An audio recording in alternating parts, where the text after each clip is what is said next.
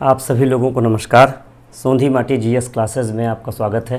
जैसा कि हम लोगों ने अपने अंतिम क्लास में ममलूक वंश पढ़ा था, गुलाम वंश पढ़ा था, गुलाम वंश के विषय में पढ़ा था कि कैसे कैसे कई राजवंशों ने शासन किया गुलाम वंश के दौरान या ममलूक वंश के दौरान। आज हम लोग चर्चा करेंगे खिलजी वंश की। गुलाम वंश के बाद खिलजी वंश हम लोगों ने चर्चा की थी कि आखिरी शासक जो था बलबन के वंश का, कैकुबाद और कैमर्स को मार करके एक व्यक्ति गद्दी पर बैठता है जिसका नाम मलिक फिरोज था, और मलिक फिरोज खिलजी था, इसलिए इसका नाम खिलजी पड़ा। खिलजी, आप ये समझिए कि खिलजी भी मूलतः तुर्क थे, लेकिन अफ़गानिस्तान में बस जाने के कारण, रहने के कारण तुर्क इनको अपने से भिन्न मानते थे। तुर्कों का यह मानना था कि ये मूल तुर्क नहीं है, ओरिजिनल तुर्क नहीं है। ऐसे में इनके अंदर भारतीयों को मिलाने की एक मजबूत परंपरा थी और इसी कारण से ये तुर्कों से थोड़ा भिन्न प्रतीत होते हैं। जलालुद्दीन खिलजी वंश के विषय में दो तीन बातें। एक तो इनका जो टोटल काल रहा, खिलजी वंश में बहुत शासक नहीं है, आपको केवल मेनली पढ़ने हैं जलालुद्दीन खिलजी जो कि संस्थापक है, दो तीन बातें, और फिर एक बड़ा शासक हुआ अलाउद्दीन खिलजी, उसके विषय में ढेर सारी जानकारी लेंगे महत्वपूर्ण, और उसके बाद फिर छोटे छोटे शासक हैं दो तीन। 1290 से 1320 के दौरान खिलजी वंश का भारत में शासन रहता है। खिलजी वंश के न्यूनतम शासन है इनका, यानी कि जितने वंश हुए सल्तनत में हम लोगों ने पढ़े थे, वो एक जो कोड बताया था अपने गुड़ खाओ तसले में, गुलाम वंश, खिलजी वंश, तुगलक वंश, सैयद वंश, लोदी वंश, ये सब पढ़े थे आपने। उसमें से सबसे जो छोटा शासन है वो खिलजियों का रहा है। अब आप डाल दीजिए हेडिंग अपनी, खिलजी वंश में जलालुद्दीन। ये माना जाता था कि शाही खून इनका नहीं है, ये शाही खून से विपरीत हैं। और जलालुद्दीन ने क्या किया, मलिक फिरोज जो था, इसका मूल नाम मलिक फिरोज था, शाइस्ता खां की उपाधि इसको मिली थी। शाइस्ता खां आपके लिए परीक्षा में महत्वपूर्ण हो सकता है। शाइस्ता खां की उपाधि किसको दी गई थी? जलालुद्दीन खिलजी को। शाइस्ता खां की उपाधि जलालुद्दीन खिलजी ने ली। इसका नाम मलिक फिरोज था। जलालुद्दीन खिलजी एक सर्वसाधारण व्यक्ति था, लेकिन सरदार था, वीर था। तभी उसने जो लास्ट में कैकुबाद, कैमर्स, इन गुलाम वंश के जो लोग थे, उन्होंने मारने की कोशिश की मलिक फिरोज को, लेकिन मलिक फिरोज को मार नहीं पाए, बल्कि दास वंश के अंतिम शासकों को उसने मार करके गद्दी हासिल की। इसके समय जो मंगोलों के आक्रमण हुए, मंगोलों से इसने क्या किया, संधि कर ली। और एक मंगोलपुरी जगह है आजकल दिल्ली में, एक मोहल्ला है मंगोलपुरी, वो मंगोलपुरी तभी से बसा चला आ रहा है। तो यानी कि नौ मंगोल थे, कुछ से शादी कर दी, उनसे कोई बड़ा युद्ध इसने नहीं किया। फिर इसने एक अभियान किया रणथंभौर का, लेकिन रणथंभौर के अभियान में इसने क्या किया, कहा कि एक भी मुस्लिम का बाल बाका नहीं होने दूंगा, भले ही पूरा राज्य क्यों ना निकल जाए, यानी कि मुस्लिमों का खून नहीं बहने दूंगा, ऐसे इसने वाक्य जारी किया। और रणथंभौर का अभियान इसका विफल हो गया। इसका जो भतीजा दामाद था अलाउद्दीन खिलजी, भतीजा भी था दामाद भी था। अलाउद्दीन खिलजी उस समय उसने वो साम्राज्य विस्तार कर रहा था, लूट रहा था, तमाम हिंदू राजाओं को जो दक्षिण भारत तक थे पराजित कर रहा था, और ला रहा था वहाँ से धन भी। और उसने क्या किया, कहा कि जब वो बहुत मजबूत हो गया तो इसके साथियों ने कहा, जलालुद्दीन के जो विश्वसनीय साथी थे, उन्होंने कहा कि अलाउद्दीन को बुलाकर उसको दंडित कीजिए, क्योंकि वो सल्तनत के लिए, सुल्तान के लिए खतरा हो सकता है। लेकिन ये तो बहुत उदार थे जलालुद्दीन खिलजी, इन्होंने कहा नहीं, ऐसा कुछ नहीं है, अलाउद्दीन बहुत ओबीडियंट है, हमारा कहा मानता है। बल्कि अलाउद्दीन ने उससे कहा कि मुझे डर लग रहा है, मैं नहीं आऊँगा दिल्ली मिलने, आप हमसे कड़ा मिलने आइए। कड़ा यानी आज का इलाहाबाद। तो उसने कहा कि मिलने आइए, तो जलालुद्दीन खिलजी मिलने चल दिए उससे कड़ा। और इवन यहाँ तक कि इनकी सेना पीछे रह गई और ये नाव से नदी पार कर गए। नदी पार करके उस तरफ पहुँचे तो अलाउद्दीन गले मिला इनसे, और गले मिला तो उसने पीठ में छुरा भोग दिया। फिर कोई एक नाम आता है, उसने उसकी हत्या कर दी। और उसमें लिखा है कि अभी जलालुद्दीन के सर का खून टपक ही रहा था कि अलाउद्दीन खिलजी ने अपने ऊपर राजत्व यानी मुकुट रख लिया, और उसने फिर अपने को राजा घोषित कर दिया, सुल्तान घोषित कर दिया। ये कहानी है जलालुद्दीन से अलाउद्दीन खिलजी को ट्रांसफ़र की। तो जलालुद्दीन खिलजी के विषय में केवल यही 4-5 बातें महत्वपूर्ण हो सकती हैं। इसके बाद अलाउद्दीन खिलजी। अलाउद्दीन खिलजी का समय है, देखिए, 1296 से 1316 के बीच। अलाउद्दीन खिलजी भारत का एक बहुत महत्वपूर्ण शासक था। अलाउद्दीन खिलजी को एक टाइटल दिया गया, अनोखा साम्राज्यवादी था। अनोखा साम्राज्यवादी क्यों था? क्योंकि अलाउद्दीन खिलजी के साथ दिल्ली सल्तनत के एक रचनात्मक अध्याय की शुरुआत होती है। यह रचनात्मक अध्याय यह था कि अलाउद्दीन खिलजी ने दक्षिण भारत पर भी साम्राज्य किया, लेकिन प्रत्यक्ष न करके परोक्ष किया, यानी अप्रत्यक्ष किया। उसने दक्षिण भारत के अपने सेनापति को भेजा, दक्षिण भारत में उन्होंने जीता, लेकिन दक्षिण भारत में डायरेक्ट राज्य कभी नहीं किया, बल्कि केवल उनसे राजकोष भरता रहा अपना। अब वो राजकोष तमाम पैसा पाता रहा, तो जो उसने मार दिया था जलालुद्दीन को, इसके लड़के जिंदा थे, अरकली खां मुल्तान में था, इसकी पत्नी जिंदा थी, तो इसने बहुत सारे लोगों को क्या किया, धन से, ये देखिए धन से इसने मिला लिया बहुत सारे लोगों को। अब अलाउद्दीन खिलजी, आप टाइटल डालिए अलाउद्दीन खिलजी, इसके विषय में हम लोग पढ़ेंगे। अलाउद्दीन खिलजी 1296 से 1316 यानी 20 वर्ष तक इसने शासन किया। इसके 20 वर्ष के शासन को कई भागों में हम बांटकर देख सकते हैं, महत्वपूर्ण, और परीक्षा में भी एक आध प्रश्न आ ही जाता है इससे। इसका बचपन का नाम अली गुरसप, आपके लिए महत्वपूर्ण, अली गुरसप। धन देकर बहुत सारे सरदारों को मिला लिया, और जो इसके विरोधी थे, जलालुद्दीन के परिवार के थे, उनको सबको मरवा दिया, किसी को अंधा करवा दिया, किसी को कुचलवा दिया।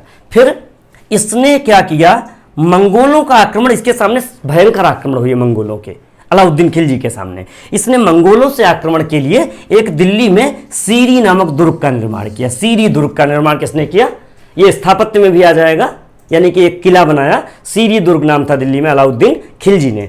और मंगोल एक बार दिल्ली तक चढ़ाए अचानक से, मंगोलों के आक्रमण बहुत तेजी गति से होते थे, तो जब दिल्ली चढ़ाए तो इसने सीरी के दुर्ग में ही शरण ली, अपने को बचाया। बाद में इसके 4 सरदार थे अलाउद्दीन खिलजी के, आप पूरा अलाउद्दीन पढ़ेंगे किसी बुक से तो उसमें अच्छे से मिलेगा आपको। 4 सरदारों में मैं एक नाम मेंशन कर रहा हूं, इसको माना जाता है ये धनी था इस मामले में, कि इसको बहुत योग्य सेनापति मिले। एक योग्य सेनापति था इसका जफर खां, और जफर खां एक बार, और ये सबको मरवा देता था, खास बात है, जो भी इसको लगता था कि ये उठ रहा है इसको मरवा देना है। जफर खां को इसने, जफर खां एक बार मंगोल आक्रमण हुआ, जफर खां पराजित कर देता था, वो अंदर घुस गया जाके, मंगोलों को पछाड़ता रहा। बताते हैं अलाउद्दीन भी पीछे से सेना लेकर गया था, लेकिन अलाउद्दीन देखता रहा और जफर खां अंदर घुस गया। मंगोलों ने उसको घेर लिया, मंगोलों ने जफर खां की हत्या कर दी, और अंततः जफर खां इस तरह मारा गया। लेकिन अलाउद्दीन खिलजी ने मंगोलों से अपने राज्य को सुरक्षित रखा, इसमें कोई डाउट नहीं है। और सिंधु नदी इनकी सीमा थी। परीक्षा में भी पूछा गया कभी कि अलाउद्दीन और मंगोलों की सीमा क्या थी, तो सिंधु नदी को सीमा बताया गया। अब अगला हम जो टॉपिक कर रहे थे, एक हेडिंग डालिए आप, अनोखा साम्राज्यवादी। अलाउद्दीन खिलजी एक अनोखा साम्राज्यवादी था। अलाउद्दीन खिलजी की 2 अभिलाषाएं थी, 2 इच्छाएं थी। सबसे पहली उसकी इच्छा ये थी कि वो विश्व विजय करे, और इसी के क्रम में उसने सिकंदर सेकंड की उपाधि ली थी। सिकंदर सेकंड की उपाधि किसने ली, अलाउद्दीन खिलजी ने, आपके लिए भी महत्वपूर्ण है। तो उसकी इच्छा थी विश्व विजय करे, और दूसरी इच्छा थी उसकी एक नया धर्म चला दे। तो इसका एक मित्र था अलाउल मुल्क, कोतवाल भी था दिल्ली का, इसका मित्र भी था। उसने इसको समझाया, कहा कि आप जो है गलत कर रहे हैं, विश्व विजय का परिकल्पना आपकी इसलिए गलत है क्योंकि अभी तो आपने भारत ही नहीं विजित किया है। यानी क्योंकि दक्षिण भारत में देवगिरी, वारंगल, काकती, सारे आप पढ़ेंगे, ये सारे नहीं विजित थे। बंगाल एक बार फिर से सर उठा रहा था, गुजरात, रणथंभौर, चित्तौड़, ये सब भी अपने अपने आप में स्वतंत्र थे। तो इसने बात मान ली अलाउल मुल्क की, और उसने बात कहा कि ठीक है, पहले मैं भारत पे अपने को केंद्रित करूंगा। तो इसने विश्व विजय की जो संकल्प परिकल्पना थी, इच्छा थी, वो त्याग दी। यद्यपि सिकंदर सेकंड की सिकंदर उस्सानी इसकी एक उपाधि है। फिर इससे कहा कि नया धर्म चलाना उलेमाओं का काम है, दीन का काम है, ये खलीफाओं का काम है, यानी कि धर्म का काम, दीन दुनिया, आपसे इससे मतलब नहीं है, आपको ये नहीं करना चाहिए। तो इसने यही योजना भी त्याग दी अलाउल मुल्क के कहने पे, दोनों योजनाएं। लेकिन फिर ये अनोखा साम्राज्यवादी इसलिए बना, न इसके कोई पहले और न बाद तुरंत। बाद में जो लोग करेंगे भी दक्षिण भारत में कब्जा जाके, वो क्या करेंगे, डायरेक्ट शासन करेंगे और फेल हो जाएंगे, चाहे मोहम्मद बिन तुगलक हो, चाहे आपका औरंगजेब हो। आगे हम लोग पढ़ते जाएंगे तो देखेंगे दक्षिण में जो जो गया उसकी दक्षिण में समाधि बन गई, फिर लौट नहीं पाया दक्षिण से। अंग्रेज बाद में यूनाइट कर पाए देश को, क्योंकि यातायात के साधन बहुत हो गए थे। जब अंग्रेज आए यातायात के साधन बहुत हो गए थे, संचार व्यवस्था बहुत मजबूत हो गई। आज का जो हमारा लोकतंत्र है, आज का जो भारत है, उसमें भी तो हम यूनाइट हैं, और दिल्ली से सारा देश हमारा केंद्रित होता है, क्योंकि आज वो समस्या नहीं। मध्यकाल का देखिए, आप दिमाग में कंसेप्ट रखिए, मध्यकाल एक अलग जीवन है और आधुनिक काल का एक अलग जीवन है। मध्यकाल से आधुनिक, मध्यकाल में तलवार से युद्ध होता था, ऊंट हाथी युद्ध में जाते थे, और आजकल बड़े बड़े ये फाइटर प्लेन आ रहे हैं, राफेल आ रहा है, जगुआर आ रहा है, मिग आ रहे हैं, ये सब लड़ रहे हैं। या हम एक चींटी तक को अपने सैटेलाइट से पकड़ ले रहे हैं, पृथ्वी पर कहाँ है चींटी। अब सोचिए, तो आज के उसमें मध्यकाल से तो तुलना कर ही नहीं सकते। तो फिर ये मध्यकाल में अनोखा साम्राज्यवादी इसलिए कहलाया क्योंकि इसने दक्षिण को समझ लिया कि दक्षिण पे सीधे शासन नहीं करेंगे बल्कि परोक्ष शासन करेंगे। ये कारण है कि अलाउद्दीन खिलजी को अनोखा साम्राज्यवादी कहते हैं। अब इसने उत्तर भारत पर प्रत्यक्ष शासन किया, तो उत्तर भारत पे इसने क्या क्या जीता। सबसे पहला इसका आक्रमण हुआ गुजरात पर, गुजरात विजित किया इसने। वही कैम्बे अभियान में इसको मलिक काफूर की प्राप्ति होती है। गुजरात अभियान सफल तो जीता, लेकिन इसको जो मिली महत्वपूर्ण चीज वो क्या था, मलिक काफूर। और आप वो फिल्म देखे होंगे शायद पद्मावत, पद्मावत मूवी में मलिक काफूर का रोल बहुत अच्छा है। अलाउद्दीन खिलजी का रोल शायद उसमें किया है किसी शाहिद करके जो हीरो है आपका, उसने किया हुआ है, और रणधीर सिंह ने किया हुआ है अलाउद्दीन खिलजी का, और ज़बरदस्त रोल किया हुआ है जहाँ तक मुझे याद है। तो ये गुजरात अभियान में इसको मलिक काफूर मिला। मैं काफूर की बात कर रहा हूँ। काफूर बाद में इसलिए हिट होता है क्योंकि दक्षिण की जितनी विजय हैं वो सब काफूर ही जाएगा। दक्षिण के राज्यों को पराजित कराएगा, तमाम धन लूट कर वापस आएगा बार बार उत्तर भारत। इसके बाद इसने चित्तौड़ अभियान किया। जो पद्मावत फिल्म बनी वो इसी पद्मिनी पे बनी, रानी पद्मिनी। पद्मिनी किसकी पत्नी थी, राणा रतन सिंह की पत्नी थी। चित्तौड़ अभियान किया इसने। पहले एक दरअसल चित्तौड़ अभियान इसका फेमस इसलिए, एक तो अमीर खुसरो साथ में गए थे इसके चित्तौड़ अभियान में। अमीर खुसरो एक इतिहासकार हुए, कवि इतिहासकार हुए, कवि थे, बहुत सारा साहित्य लिखा उन्होंने, इतिहास के दृष्टि से भी वो महत्वपूर्ण है। तो वो अभियान में साथ थे, उन्होंने इसका उल्लेख किया है, लेकिन उन्होंने इस तरह से उल्लेख नहीं किया। ये एक पद्मावत महाकाव्य है जो कि लिखा है मलिक मोहम्मद जायसी का। मलिक मोहम्मद जायसी रायबरेली के थे, जायश के रहने वाले। उन्होंने पद्मावत एक महाकाव्य लिखा। उस महाकाव्य में पद्मावत में इसको बढ़ा चढ़ाकर काल्पनिक भी लेकर के बहुत सारी कहानी ली गई जिसका इतिहास से बहुत ज़्यादा संबंध नहीं, लेकिन पद्मावत अपने आप में साहित्य की दृष्टि से बहुत महत्वपूर्ण है। तो ये पद्मावत वाली कहानी है। पद्मिनी, पहले अलाउद्दीन खिलजी ने कहा हमको पद्मिनी का चेहरा दिखा दीजिए शीशे में, लेकिन शीशे में उसने नहीं दिखाया। शीशे में उसने दिखाकर राजी नहीं हुआ। उसने देखा शीशे में तो और सुंदर लगी पद्मिनी उसको, अलाउद्दीन खिलजी को, तो उसने चढ़ाई कर दी चित्तौड़ पे। गोरा बादल का उसने एक आता है, गोरा बादल, इसके दो बहुत बड़े सेनापति थे राणा रतन सिंह के, उन लोगों ने छुड़ाया। और बहुत अच्छी शानदार कहानी तो बनी ही बाद में, जो महाकाव्य बना। और ये चित्तौड़ की विजय इस तरह से उसकी पूरी होती। बाद में जौहर कर लिया था पद्मिनी ने। जौहर प्रथा उस समय अपने आप में एक महत्वपूर्ण प्रथा थी। इसके बाद आप मालवा की विजय करता है वो। ये उत्तर भारत की विजय है उसकी। विजय तो और भी हैं बहुत सारी, ये सब महत्वपूर्ण विजय थी। फिर उसने क्या किया, दक्षिण भारत की विजयों पर हम आते हैं। ये परोक्ष विजय थी। मलिक काफूर को भेजा। देवगिरी सबसे पहले जीता उसने, क्योंकि जाते ही देवगिरी पड़ता है। राजा रामचंद्र देव वहाँ के राजा थे। वो क्या थे, अपना स्वतंत्र सत्ता घोषित किए हुए थे। वहाँ युद्ध किया देवगिरी के यादव वंश से। देवगिरी में यादव वंश था, यादवों से युद्ध हुआ और राजा रामचंद्र ने उसकी अधीनता स्वीकार की अलाउद्दीन खिलजी की। मलिक काफूर को बहुत सारा धन दिया और उसके बाद वो वापस लौट आए। ये बुद्धिमान इसलिए था, इसने देवगिरी में राजा रामचंद्र को एक आधार के रूप में रखा। जब अभियान करने जाता था तो राजा रामचंद्र देव इसकी मदद करते थे, तो इसको अभियान करना बहुत सरल हो जाता था दक्षिण के। और इसकी जो तंत्र व्यवस्था थी, यानी कि यातायात से जो जुड़े थे, इसको पूरी सूचना मिलती रहती थी अलाउद्दीन खिलजी को कि दक्षिण में काफूर क्या कर रहा है। फिर वारंगल के काकतीय थे, वारंगल जीता इसने। द्वार समुद्र जीता। और पांड्य में दो भाइयों के बीच लड़ाई चल रही थी, वीर पांड्य और सुंदर पांड्य। ये चारों दक्षिण के राज्य हैं, तो इनको ट्रेस कीजिएगा दक्षिण में कहाँ कहाँ पर हैं आप मैप में। और वारंगल और पांड्य में वीर सुंदर पांड्य थे, इनकी लड़ाई चल रही थी। इन सबको पराजित किया अंततः, और इससे अलाउद्दीन खिलजी को बहुत सा धन प्राप्त हुआ। और यही धन बाद में अलाउद्दीन एक अपनी बाजार नीति लाएगा, भी आगे हम लोग करेंगे। उसमें ये धन माना जाता है, किसी ने इतिहासकार ने कहा कि बहुत ज़्यादा मुद्रास्फीति हो गई, धन बहुत ज़्यादा हो गया था, ऐसे में ये उसको नियम कानून लागू करने पड़े, यहाँ तक आया है। इस प्रकार अलाउद्दीन खिलजी को हम एक अनोखा साम्राज्यवादी कह सकते हैं, क्योंकि उसने उत्तर और दक्षिण पर एक साथ राज्य किया, दक्षिण पर अप्रत्यक्ष और उत्तर पर प्रत्यक्ष रूप से। अब इसके बाद आप अगले टॉपिक पे आ जाते हैं। अलाउद्दीन ये खिलजी वंश में क्या था, तुर्कों का एकाधिकार समाप्त होता है, ये भी ध्यान रखिएगा, क्योंकि तुर्कों का एकाधिकार यहीं से मान लिया जाता है, क्योंकि बहुत सारे लोगों के अपॉइंटमेंट, भारतीयों के अपॉइंटमेंट भी खिलजी वंश में होने लगे थे। इसके सामने हो ही गए। अब अगला आप देखिए, दक्षिण नीति हो गई पूरी। ये वारंगल के विषय में एक महत्वपूर्ण बात लिख लीजिए, काकतीय वंश का शासन था। बर्नी कहता है, एक जियाउद्दीन बर्नी इतिहासकार है जो उनके सामने था, बर्नी कहता कि 1000 ऊंटों पर सामान धन लाद कर लाया गया दक्षिण से। आप कल्पना कीजिए 1000 ऊंटों के काफिले पे धन आया होगा तो दिल्ली कितनी रिच हो गई होगी। दक्षिण भारत से जब लूट कर आया होगा। इसके बाद युद्ध से जो धन प्राप्त होता था, हालांकि आगे हम लोग करेंगे कि एक राशि होती थी, युद्ध से जो धन प्राप्त होता था उसको बोलते थे गनीम।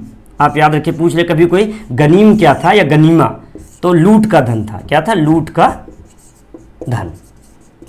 इसमें थोड़ा फेरबदल इसने किया। जो लूट का धन था पहले सैनिक लेते थे 80%, सैनिक, और राजा लेता था 20%, सुल्तान का था। बाद में क्या हुआ, अलाउद्दीन खिलजी ने इसको पलट दिया। अलाउद्दीन लेने लगा 80% और सैनिकों का कर दिया 20%। ये एक महत्वपूर्ण बात है, क्योंकि उसको धन, उसको अपने आर्थिक माना जाता है। अलाउद्दीन खिलजी मध्यकाल का एक बहुत बड़ा अर्थशास्त्री था, उसको अर्थव्यवस्था का बहुत अच्छा नॉलेज था। तो उसने अर्थव्यवस्था का नॉलेज होने के कारण उसने आर्थिक नियंत्रण जो किया, बाजार नियंत्रण नीति अपनाई और अर्थव्यवस्था को बहुत मजबूती प्रदान की अपने समय में सल्तनत के। तो अब अगला हम कर लेंगे इसका। अब इसके और टाइटल पे आ जाते हैं।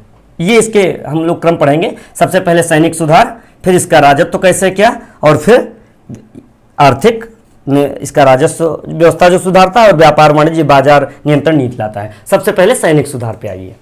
अलाउद्दीन खिलजी ने एक स्टैंडिंग आर्मी खड़ी की केंद्र की। इसके पहले क्या होता था, जो सुल्तान होते थे वो इक्तेदारों पर, एक इक्ता शब्द आया था, इक्तेदारों पे, छोटे छोटे इक्तेदार मतलब जमींदार टाइप के लोग जिनके पास सैनिक रहते थे, राजस्व वसूलते थे, जरूरत पड़ने पर सुल्तान को देते थे। लेकिन अलाउद्दीन ने उसमें चेंज किया, उसने एक स्टैंडिंग आर्मी खड़ी की अपने पास। उसने इक्तेदारों पर पूरा भरोसा नहीं किया और उसने स्टैंडिंग आर्मी को नगद वेतन शुरू किया देना। अब तक भूमि देते थे, राजस्व देते थे, इसने कहा नगद वेतन पे आप आइए। तो इसने सैनिक का जो तय किया वो 234 टंका, टंका वही जो इल्तुतमिश ने चलाया था, चांदी वाला टंका, 234 टंका। और कहा अगर किसी के पास दूसरा घुड़सवार भी है, सैनिक एक लेकिन घोड़ा दूसरा है, तो घोड़े के लिए 78 टंका उसने अलग से दिया।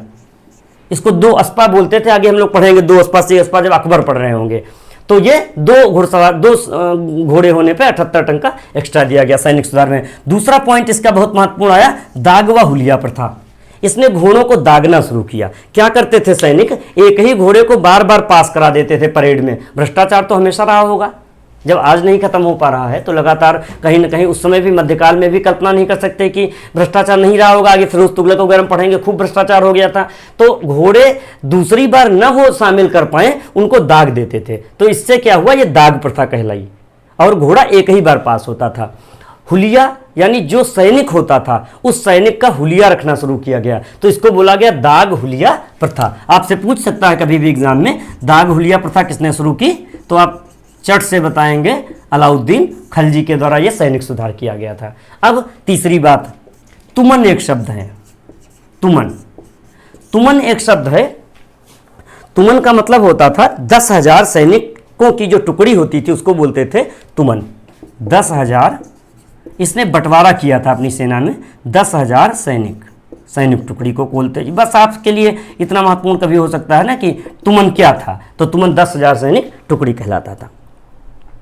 इसके बाद आपका अगला, बस आप सैनिक सुधार में देखिए है तो बहुत सारा टॉपिक लिखने को आ जाए, आपके लिए इतना पर्याप्त है कि ये तथ्य आपको नहीं जाने चाहिए, ये मेजर इसने सुधार किए थे सैनिक सुधार में। इसके बाद सैनिक सुधार के बाद आप आ जाइए राजत्व पे। इसके सैनिक सुधार पूरा हुआ आपका। राजत्व, अलाउद्दीन का राजत्व। अलाउद्दीन के राजत्व का पहले तो आप अंदाजा लगाइए, एक काजी मुगीस थे। काजी मुगीस से बात करते समय अलाउद्दीन कहता है कि हे काजी, तुम्हारी शरीयत में क्या है, तुम्हारे नियम कानून धर्म में क्या लिखा है, मुझसे कोई मतलब नहीं है। जो मुझे राज्य के हित में उचित लगता है मैं वही करता हूँ। इसका मतलब उसने अपने राजत्व में धर्म और राज्य को बिल्कुल अलग कर दिया। धर्म अलग, राज्य अलग। राज्य का धर्म का उसने कोई लिंक नहीं रखा। राज्य चलाने के लिए उसने धर्म को सहारा नहीं बनाया। उसने राज्य के अपने मजबूत नियम कानून लागू किए और धर्म को, ठीक है धर्म अपनी तरफ चलता रहा जैसे चल रहा था। फिर काजी मुगीस से एक बार संवाद करता है, 4 बातों पे 4 क्वेश्चन पूछता है उनसे। अभी बात करते हैं राजत्व का ही। इसके एक सिद्धांत क्या था, साम्राज्यवाद, क्योंकि इसने शासक की निरंकुशता आती है इसकी। साम्राज्यवाद में क्या आएगा, इसके जो साम्राज्यवाद था, इसका साम्राज्यवाद का शासक क्या था? निरंकुश था। शासक पर किसी, जब मुगीस का धर्म का कोई अंकुश नहीं रह गया तो शासन इसका क्या था? निरंकुश था। धर्म और राजनीति का पृथकीकरण कर दिया और साम्राज्यवाद इसके राजत्व का एक तथ्य हो गया। ये एक चीजें इसके राजत्व के विषय में ऐसे हो गई। फिर काजी मुगीस से 4 विषय में पूछता है। सबसे पहले कि जजिया किससे वसूला जाए, तो काजी मुगीस बताते हैं कि अगर आप हिंदुओं को रक्षा देते हैं तो जजिया वसूलने का पूरा अधिकार है आपको, क्योंकि हिंदुओं से रक्षा के बदले लिए जाने वाला कर जजिया कहलाएगा। तो एक बात खत्म हो गई जजिया वसूलने की। दूसरी, उसने कहा देवगिरी से जो बहुत सारा धन लूट कर लाया गया है इस पर किसका अधिकार है, तो काजी मुगीस ने कहा देवगिरी के धन पर राज्य का अधिकार है। उसने सुल्तान के अधिकार को मना कर दिया, राजकोष में जमा होना चाहिए। तीसरा मैंने बताया था गनीम का, उसने कहा गनीम में वही था 80% सुल्तान सैनिक लेते थे, 20% लेते थे सुल्तान, लेकिन इसने कहा कि 80% लेगा खलजी यानी सुल्तान और 20% इसने कर दिया सैनिक। ठीक है। मृत्युदंड के विषय में इसने कहा था कि क्या मृत्युदंड दिया जा सकता है, तो उसने कहा कि अंग भंग किया जा सकता है। इस तरह से काजी मुगीस ने मतलब किसी को मृत्युदंड किसको दिया जा सकता है, तो काजी मुगीस ने स्पष्ट किया कि किसको मृत्युदंड दिया जा सकता है। और ये 4 बातें पूछ करके यहाँ पर काजी मुगीस संवाद से वो धर्म को, अपने राज्य को स्पष्ट करता है। शरीयत के विपरीत चला गया। उसने कहा अगर राज्य को जरूरत है तो हम शरीयत के विपरीत जा सकते हैं। शरीयत यानी कि जो नियम थे जिनके आधार पर राज्य किया जाता था, जो मुस्लिम नियम थे, जो कानून नियम थे, खलीफा के जो वहाँ नियम बनाए गए थे वो शरीयत के आधार पर चलते थे। बर्नी का कथन है कि शरीयत के विपरीत, ये बर्नी बताता है। बर्नी के विषय में हम लोग थोड़ा पढ़ेंगे बाद में, क्योंकि बर्नी मध्यकालीन भारत का बहुत बड़ा इतिहासकार हुआ है। उसकी पुस्तक तारीख फिरोजशाही बार बार पूछी जाती है। तारीख फिरोजशाही का लेखक कौन है? जियाउद्दीन बर्नी। तारीख फिरोजशाही का लेखक कौन है? जियाउद्दीन बर्नी। क्योंकि बर्नी ने सल्तनत से शुरू करके फिरोज शाह तक बहुत सारा इतिहास लिखा है और बहुत प्रामाणिक इतिहास लिखा है, इसलिए इसका महत्व है। इसके बाद इसने अलाउद्दीन ने, जो अलाउद्दीन के राज्य में विद्रोह होते थे, तो उसने विद्रोहों के 4 कारण पता लगाए कि उसने सोचा कि क्यों आखिर विद्रोह होते हैं, तो उसके विद्रोह के उसने 4 कारण पता लगाए। सबसे पहला धनी और उद्दंड वर्ग था एक, ये वही थे चौधरी खूत मुकद्दम, यानी कि जो राजस्व वसूलते थे वो लोग थे ये। तो इसने कहा धनी उद्दंड वर्ग जो है इसको कंट्रोल किया जाए, धनी और उद्दंड वर्ग को, और इसने कंट्रोल किया। कोई धनी मुकद्दम, यहाँ तक कि कोई इतिहासकार लिखता है कि लोग जो राजस्व अधिकारी होते थे इनके घर अपने लड़कियों की शादी तक नहीं करते थे, इतनी खराब कंडीशन में लोग चले जा रहे थे, इनको ऐसे ऐसे दंड मिल रहे थे। ये लोग ज़्यादा खरीद नहीं सकते थे, कपड़े नहीं अच्छे पहन सकते थे, अच्छे कपड़े नहीं खरीद सकते थे। अच्छे कपड़े खरीदने तो पहले सुल्तान से परमिट लेना पड़ता था। तो इस तरह से धनी और उद्दंड वर्ग पर। दूसरा उसने पकड़ा कि जो विवाह है, आपस में विवाह जो बड़े बड़े लोग कर लेते हैं, बाद में वो सुल्तान के लिए षड्यंत्रकारी बनते हैं, तो उसने शक्तिशाली जो सामंत वर्ग था, शक्तिशाली सामंत वर्ग के विवाह को वर्जित किया, बल्कि इस पर भी उसने अपनी नजर रखी कि किसका किसका विवाह हो रहा, शक्तिशाली सामंत वर्ग को मजबूत न होने दिया जाए। तीसरा उसको लगा कि उसको जानकारी का अभाव है, यानी जो बरीद बलबन ने बहुत अच्छी व्यवस्था की थी, गुप्तचर व्यवस्था की, उसने अपनी भी व्यवस्था को मजबूत किया, और ये व्यवस्था उसने बाजार नियंत्रण नीति में भी उसके काम आती है और साथ में राज्य की भी संपूर्ण जानकारी उसको मिलती रहती थी। ये था। चौथा उसको लगा कि जो गोष्ठियों में मदिरापान होता है, गोष्ठियों में जो मदिरापान होता है, उसके बाद सुल्तान के खिलाफ नए नए षड्यंत्र रचे जाते हैं, इन पर उसने अंकुश लगाया। इस तरह उसने विद्रोहों को कंट्रोल किया और 4 कारणों पर नजर रख करके अपने राज्य को, जब तक वो राज्य किया, अलाउद्दीन को मार नहीं पाया कोई, अलाउद्दीन अपनी मौत मरा। एक बीमारी थी कोई जलोदर, अभी हम लोग आगे देखेंगे, तो वो जलोदर से मरा। और अलाउद्दीन जब तक रहा तब तक सल्तनत अपने आप में बहुत मजबूत रही। अब अलाउद्दीन का जो आखिरी काम है, मैंने कहा था महान अर्थशास्त्री था, लेनपूल कहता है, एक इतिहासकार हुए बहुत अच्छे अंग्रेज, वो लेनपूल, उन्होंने कहा कि वो महान अर्थशास्त्री था। आर्थिक में उसने 2 काम के नीचे लिखे हुए हैं, देखिए। एक तो उसने अपनी राजस्व व्यवस्था को सुधारा, क्योंकि राज्य का आधार क्या था, आज क्या है राज्य का आधार, सेल टैक्स विभाग है, जीएसटी है। गवर्नमेंट का आधार क्या है, गवर्नमेंट लोक कल्याणकारी कार्य इतने सारे करती है, वो कहाँ से पैसा लाती है, राजस्व से लाती है, चाहे लैंड रेवेन्यू से हो, चाहे आपके जीएसटी से हो या इनकम टैक्स, जितने सारे हैं इस तरह की चीज़ें। तो जो राजस्व है, अलाउद्दीन ने अपने राजस्व विभाग को बहुत मजबूत किया, राजस्व। और दूसरा उसने व्यापार वाणिज्य को बढ़ावा दिया, व्यापार वाणिज्य को बढ़ावा दिया। उसने राजस्व विभाग को कंट्रोल करने के लिए एक विभाग गठित किया, दीवाने मुस्तखराज।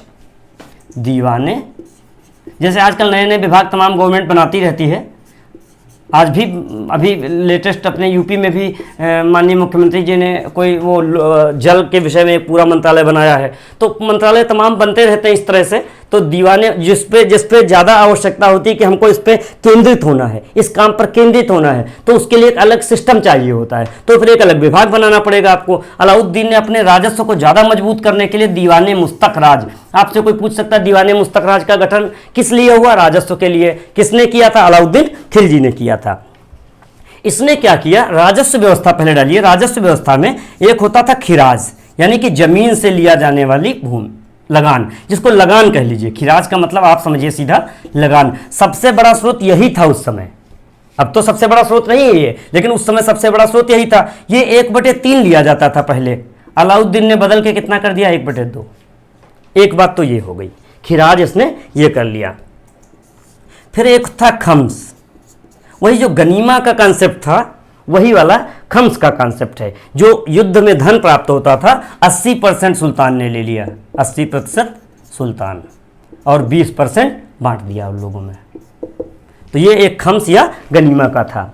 फिर जो भूमि थी तमाम, उसने क्या, जो भूमि होती थी इत्तेदारों के पास होती थी ज़्यादातर, उसका राजस्व वो रख लेते थे। इसने, और खालसा भूमि होती थी एक, जो सुल्तान के सीधे नियंत्रण में होती थी, यानी सुल्तान के सीधे नियंत्रण की भूमि को क्या कहते थे? खालसा भूमि कहते थे। तो खालसा भूमि का अलाउद्दीन खिलजी ने विस्तार किया, खालसा भूमि का विस्तार किया, जिससे कि राज्य की आय क्या हो? बढ़ती चली जाए। ये किया इसने एक काम बड़ा। और अलग से 2 कर लगाए, एक घरी कर या ग्रह कर। ग्रह यानी घर पर कर, इसी को बोलते हैं घरी कर, ग्रह या घरी कर, यानी कि हर घर पे कर लगा दिया। और एक लगा दिया चराई कर, यानी अगर आप पशुओं को चराने जाएंगे चारागाह में तो आपको कर देना पड़ेगा। इस तरह से राजस्व वसूली इसने मजबूत की।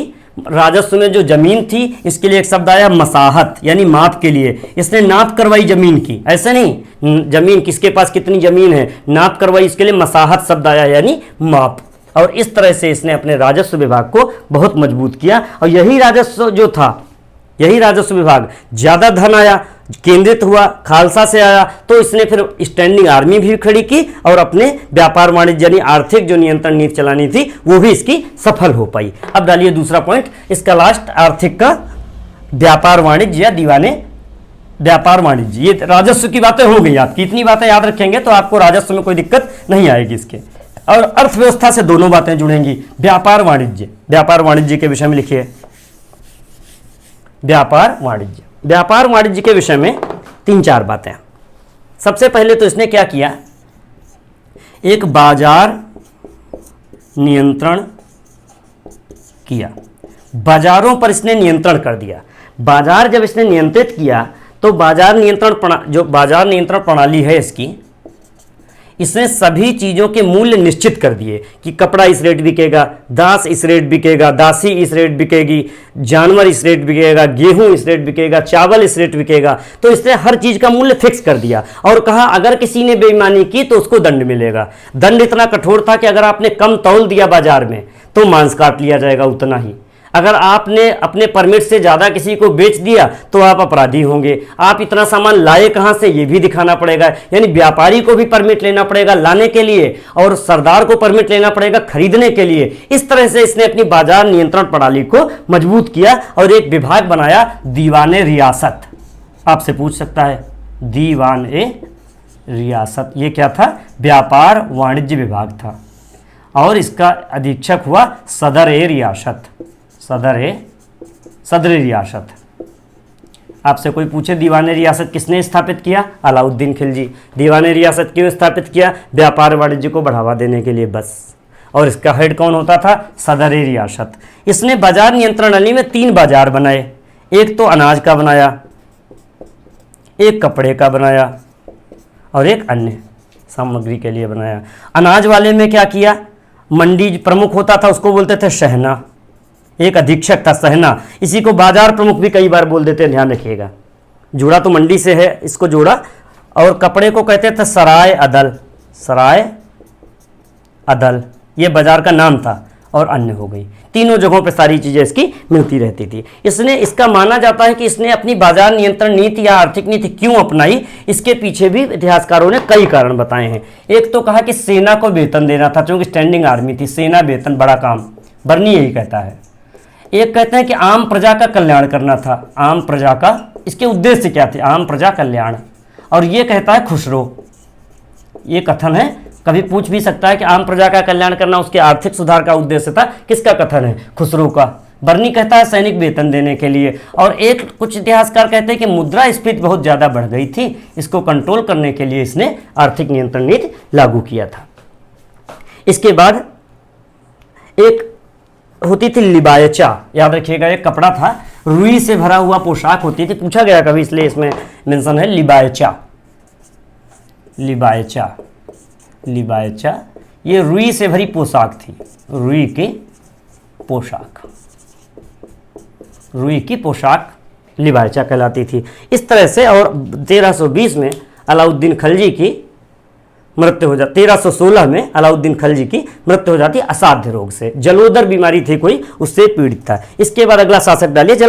आप अलाउद्दीन के विषय में अगर इतनी बातें याद रखेंगे तो बहुत पर्याप्त आपकी जानकारी हो जाएगी। और जो इसकी बाजार नियंत्रण प्रणाली थी, इसी में एक पॉइंट डाल दीजिए, सार्वजनिक वितरण प्रणाली का भी तत्व यही दिखाई देता है।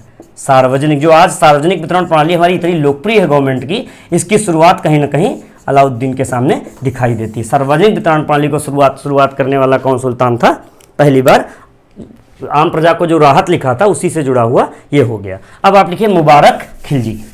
मुबारक खिलजी के विषय में, मुबारक खिलजी के विषय में एक तो ये था, इसने बाजार नियंत्रण प्रणाली को समाप्त कर दिया। जैसे अलाउद्दीन खत्म हुआ, लोगों उसको लगा लोग परेशान हैं, अपने सरदारों के चंगुल में भी था कहीं ना कहीं, और बाजार नियंत्रण नीति उसने तुरंत समाप्त कर दी। मलिक काफूर जो इसके सामने उसका सेनापति था, उसका स्वामी भक्त था, मजबूत हो गया। मलिक काफूर अपना कंट्रोल कर लिया मुबारक खिलजी के ऊपर भी। मलिक काफूर का प्रभाव बहुत बढ़ गया, तो ऐसे में मलिक काफूर की बाद में हत्या कर दी गई, मलिक काफूर भी मार दिए गए। फिर उसके बाद मुबारक खिलजी के विषय में बस इतना ही। फिर इसके बाद अंतिम शासक है इनका खुसरो शाह। खुसरो शाह ने मुबारक खिलजी की हत्या कर दी और नासिरुद्दीन खुसरो शाह की उपाधि लेकर, नासिरुद्दीन, ये लिखा, नासिरुद्दीन खुसरो शाह की उपाधि लेकर गद्दी पर बैठा। और इसकी एक उपाधि थी पैगंबर शाह। पैगंबर शाह याद रखिएगा, कभी पूछ बैठे पैगंबर शाह किसकी उपाधि थी, क्योंकि पैगंबर का सेनापति माना इसने अपने को। खुसरो शाह ने माना कि मैं पैगंबर का सेनापति हूँ, और नसरुद्दीन खुसरो शाह की नाम से गद्दी पर बैठा। अब थोड़ा सा सांस्कृतिक दो एक बातें इनके समय की, ज़्यादा नहीं। एक तो अमीर खुसरो के विषय में एक दो बातें, हालांकि कभी आगे अलग से एक क्लास हम लोग करेंगे जब केवल सांस्कृतिक करेंगे, स्थापत्य करेंगे। भारत का सादी कहा जाता है इन्हें, अमीर खुसरो को कहा जाता है भारत का सादी, एक क्वेश्चन है। और जियाउद्दीन बर्नी के, जियाउद्दीन बर्नी, जियाउद्दीन, इनकी एक कई किताबें इनकी पढ़िएगा कहीं। एक महत्वपूर्ण बुक याद रखिएगा, तारीख़ फिरोज शाही, मैं आपको पहले बता चुका हूँ, तारीख़ फिरोज शाही। और तीसरा एक अलाई दुर्ग है। कुतुब मीनार जब देखने जाएंगे आप लोग कभी, तो कुतुब मीनार वाले कैंपस में ही अलाई दुर्ग है, ये अलाउद्दीन खिलजी का बनवाया हुआ है, अलाउद्दीन खिलजी का बनवाया हुआ। सीरी का दुर्ग हम लोगों ने पढ़ ही लिया कि सीरी का दुर्ग भी इसी का बनाया हुआ था। एक 1000 सीतून है, 1000 सीतून, 1000 खंभों वाला महल इसी का बनाया हुआ, 1000 सीतून का महल, 1000 खंभों वाला महल किसका बनवाया हुआ है, अलाउद्दीन खिलजी का। और हौज खास, ये इसके स्थापत्य के अलाउद्दीन के समय की महत्वपूर्ण बातें, वैसे और सबकी एक साथ पढ़ेंगे कभी, लेकिन इतनी महत्वपूर्ण बातें सांस्कृतिक। इसके बाद क्या हुआ, खुसरो शाह का सेनापति था गाजी मलिक, और गाजी मलिक ने चढ़ाई कर दी इसके ऊपर। गाजी मलिक जिसका नाम बाद में पड़ेगा गयासुद्दीन तुगलक, और हम लोग आगे अगला वंश पढ़ेंगे तुगलक वंश। तो गाजी मलिक ने खुसरो शाह को मार दिया, गाजी मलिक, और दिल्ली की सल्तनत में दिल्ली की गद्दी पर अपना अधिकार करता है गयासुद्दीन तुगलक के नाम से। और सबसे ज़्यादा समय तक शासन करने वाले तुगलक वंश की नींव पड़ जाती है, जो कि हम लोग अपने अगले लेक्चर में पढ़ेंगे। तो मेरा मानना है आपको खलजी वंश समझ में आया होगा। खलजियों के विषय में कुछ एक अपने बेस बुक से और जानकारियाँ जुटाइएगा, और अगर कहीं आपको क्वेरी कुछ हो, क्वेश्चन लगे आपको, तो फिर आप हमको बताइएगा। दूसरा, आपको ये बताते अच्छा लग रहा है कि एक कम्युनिटी होता है यूट्यूब पे, वो खुल गया हम लोगों का। तो अब हम क्या करेंगे, प्रश्नों को अपने डाल सकेंगे, उसमें लिख सकेंगे, पोस्ट कर सकेंगे, क्योंकि मैंने फील किया क्वेश्चन एयर जो है उसमें नहीं चल पाता है यूट्यूब पे जैसे हम चला रहे थे। तो हम कभी कभी कुछ क्वेश्चन को कम्युनिटी में टाइप कर दिया करेंगे, आप उसका आंसर आसानी से सर्च कर सकेंगे। नहीं आ रहा होगा तो फिर उस पर और काम करेंगे, तो आपको लगेगा कि आपकी अभी तैयारी अधूरी है। और धन्यवाद आपको, आपके उज्जवल भविष्य के लिए बहुत बहुत शुभकामनाएं।